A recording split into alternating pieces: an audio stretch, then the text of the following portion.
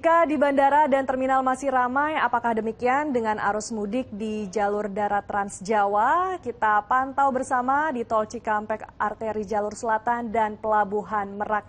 Kita terlebih dahulu ke Glenn Joshua di Pelabuhan Merak. 4 hari kemarin macet parah. Glenn, bagaimana dengan hari ini?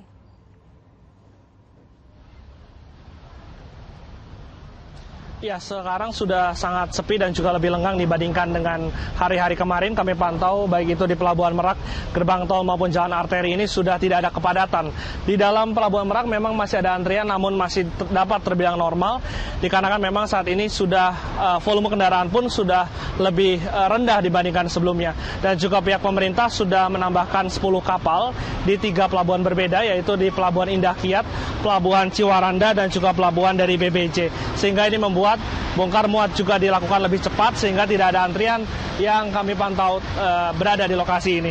Memang sinergitas antar pemangku kepentingan menjadi evaluasi yang harus diingat oleh pemerintah agar kemacetan yang panjang terjadi kemarin tidak terjadi pada arus balik mendatang. Demikian Rizka, kembali ke Anda.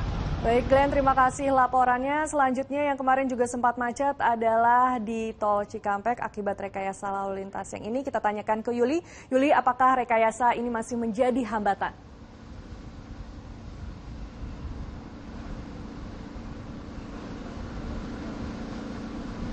Rizka dan juga saudara, siang hari ini kalau kita lihat memang arus kendaraan dari Jakarta menuju ke Jawa Tengah dan Jawa Timur ini ramai lancar. Itu artinya memang rekayasa lalu lintas yang sempat membuat kepadatan di gerbang tol Cikampek Utama ini sudah berhasil terurai begitu, atau bisa dibilang sudah tidak lagi terjadi kepadatan. Kemudian kalau kita bicara soal kontraflow dan rekayasa lalu lintas, ini kontraflow memang sempat diberlakukan sejak jam 10 malam tadi dari kilometer 47 sampai kilometer 70, dan hingga siang hari ini memang masih terpasang kontraflow. Namun sejak jam 4 pagi tadi ini sudah diberhentikan. Memang kontraflow ini diberlakukan secara buka tutup begitu. Jadi nantinya jika terjadi kepadatan, kontraflow akan diberlakukan kembali satu lajur begitu. Nah, dari kilometer 70 sampai kilometer 414 di Kalikangkung Semarang masih diberlakukan sistem one way. Namun menurut informasi yang kami dapatkan, nanti pukul 12 dari kilometer 70 sampai kilometer 414 yang diberlakukan one way ini akan dinormalisasi sehingga kendaraan dari arah timur yang menuju ke Jakarta sudah bisa mengakses jalur tol.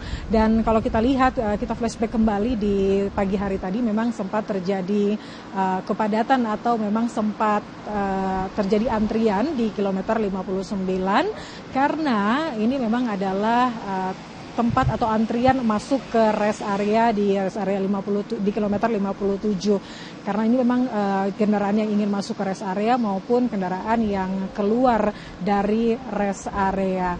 Kemudian jika kita lihat tidak hanya di tol Cikampek yang pengemudi atau pemudik ini masih ramai berdatangan dari Jakarta menuju ke Jawa Tengah dan Jawa Timur, namun di jalur arteri juga ramai dengan pemudik yang menggunakan motor yang mengarah ke Jawa Tengah dan Jawa Timur. Sejak pagi hari tadi memang ini masih banyak karena pemudik memang pemudik motor ini cenderung memilih melakukan perjalanan mudik di malam hari begitu untuk menghindari terik matahari dan juga kemacetan.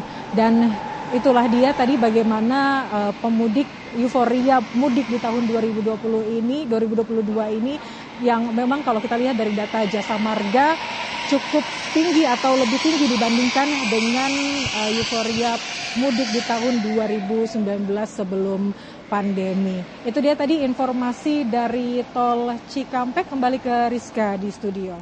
Baik Yuli, terima kasih laporannya. Sementara itu saudara, arus pemudik di jalur selatan ramai. Bahkan sempat terjadi kemacetan. Kita tanyakan langsung ke Freddy Cahya. Freddy, jalur Limbangan sempat macet, apa yang menjadi penyebabnya? Ya, ada beberapa faktor penyebab Rizka dan juga saudara, diantaranya jumlah kendaraan yang semakin meningkat pada siang hari ini. Selain itu karena medan jalan yang terjadi penyempitan dan berupa jalur kelokan dan juga terjadi tanjakan turunan, ini menjadi salah satu faktor. Selain itu juga terjadi persimpangan yang merupakan jalur pertemuan pasar Limbangan. Ini juga menjadi salah satu penyebab karena terjadi aktivitas pasar dari pagi hingga siang hari ini. Selain itu, kondisi macet ini bisa mencapai sekitar 3 km dari titik saya berdiri, dan ini pun juga masih berusaha dilakukan penguraian oleh petugas. Nah, kemacetan tidak hanya terjadi di jalur arteri Limbangan saja, akan tetapi juga di jalur arteri Cilenyi hingga menuju Nagrek. Bahkan kondisi pada pagi hari tadi sempat terjadi kemacetan hingga sekitar 7 km.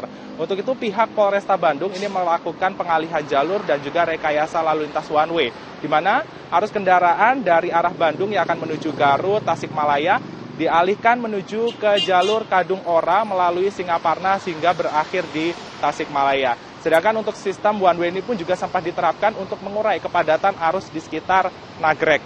Dan kondisi pantauan kami di gerbang tol Cilenyi ini juga terpantau ramai lancar, tidak ada kepadatan arus kendaraan.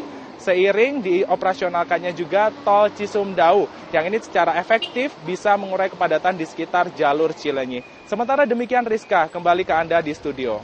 Ya, Freddy Cahya, terima kasih laporannya dan selamat kembali bertugas teman-teman.